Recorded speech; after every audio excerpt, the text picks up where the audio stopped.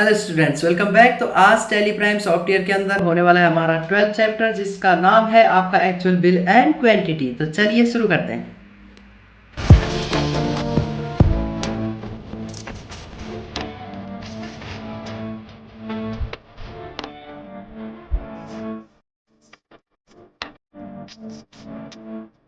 तो मैंने इसमें थोड़ा बहुत चेंजेस करने की कोशिश की है।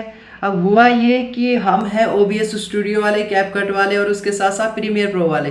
तो मैंने ये जो छोटी सी इंट्रो वीडियो बनाई थी, ये बनाई थी मैंने फिल्मोरा से।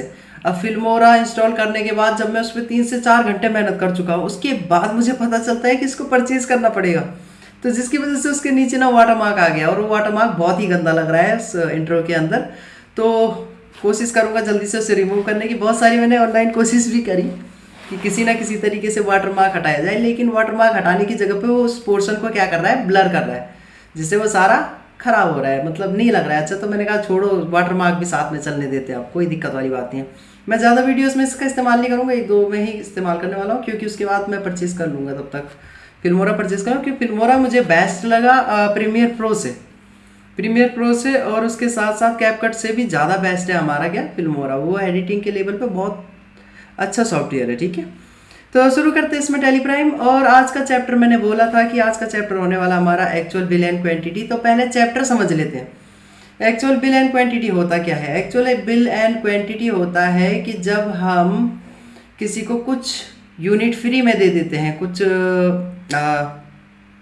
यूनिट्स ही फ्री में बोल सकते हैं इसे, कि हमने एक्चुअल में परचेज कुछ और किया है और बिल हम किसी और का बना रहे हैं।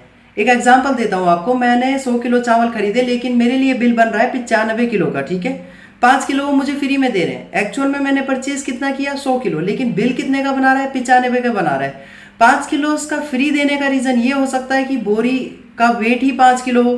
ठीक है, जो चावल की बोरी है उसका वेट ही 5 किलो हो, या फिर हो सकता है कि बोरी कहीं से फटी हुई हो, थोड़ा बहुत चावल गिर गया हो, या फिर चावल टूटे हो। इस रीजन से वो मुझे क्या कर रहा है, 5 किलो फ्री दे रहा है। तो ये होता है हमारा एक्चुअल बिल एंड क्वांटिटी, और ये दोनों जगह अप्लाई हो सकता है। परचेज में भी अप्लाई हो सकता है, सेल में भी अप्लाई हो सकता है। मतलब जब सामान मैं खरीद रहा हूँ तो मेरे लिए भी एक्चुअल बिल एंड क्वांटिटी लग सकता है, और जब मैं किसी को सेल कर रहा हूँ तो मैं दूसरे के लिए भी क्या कर सकता हूँ, एक्चुअल बिल एंड क्वांटिटी लगा सकता हूँ।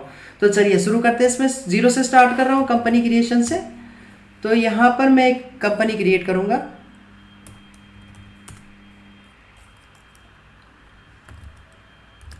डाटा1 के नाम से, कंट्रोल A। तो यहाँ पर हमारी इन्वेंट्री ओपन हो चुकी है, कंपनी सक्सेसफुली क्रिएटेड। ठीक है, और आप एंटर प्रेस करेंगे। इसमें एक ऑप्शन यस करेंगे, ये वाला, use separate actual and bill quantity columns in invoice. क्या आपको आपके इनवॉइस के अंदर separate actual and bill quantity वाला कॉलम चाहिए? तो आप इसे यस कर देंगे। ठीक है, एंटर प्रेस करता हूँ। यहाँ पर enable goods and service tax अभी नहीं है नीड, इसको नो करो, या आगे चल के थोड़ा बहुत प्रॉब्लम करता है। कंट्रोल A प्रेस किया। इसी के साथ हमारा कंपनी क्रिएट हो चुका है। अब लेजर जाता हूँ, लेजर पे गया और यहाँ पर अमन नाम से बना दिया, इसको अंडर रख दिया सेंट्री क्रेडिटर के। तो सेंट्री क्रेडिटर रख रहा हूँ इसमें, कंट्रोल A, और एक बना लिया इसमें परचेज का, परचेज रख रहा हूँ परचेज अकाउंट में, एंटर, कंट्रोल A। मैं सिर्फ इसमें परचेजिंग की ही लेजर बना रहा हूँ, सेल का नहीं बना रहा हूँ। ठीक है, आप सेल का भी बना लेना, क्योंकि आपको सेल भी करना है और उसके बाद रिसीट भी करना है और पेमेंट भी करनी है। ठीक है, मैं सिर्फ परचेज तक ही आपको टॉपिक समझाकर इसके स्टॉप कर दूंगा वीडियोस को। तो अब मैं क्या कर रहा हूँ, स्टॉक आइटम बना रहा हूँ। स्टॉक आइटम पे मैंने बना लिया इसमें राइस ही बना लेता हूँ, जो एग्जाम्पल दिया है वही बना लेते हैं, KG, कंट्रोल A, और एक बना रहा हूँ इसमें ऑयल बना रहा हूँ। फिर ये लिखा मैंने किसमें, ऑल्ट के साथ सी, लेटर, कंट्रोल A। ठीक है, तो मैं 2 स्टॉक आइटम्स बना चुका हूँ अपने। कोई ओपनिंग बैलेंस नहीं रखी मैंने। कंपाउंड यूनिट में, सॉरी, जीरो वैल्यू एंट्री में हमने एक चीज़ और समझी थी, ओपनिंग बैलेंस। उसको भी याद रखना। छोटी छोटी चीज़ें मैं आपको क्लियर करता रहूँगा, आप वो भी समझते रहना साथ के साथ। स्केप कर रहा हूँ इसमें, और अब जा रहा हूँ किस पे, वाउचर पे। वाउचर पे जाने के बाद FN के साथ मैंने F9 प्रेस किया, तो यहाँ पर हमारे परचेज का वाउचर ओपन हो चुका है। अब आपको थोड़ा बहुत इनवॉइस के अंदर चेंजेस नजर आएंगे।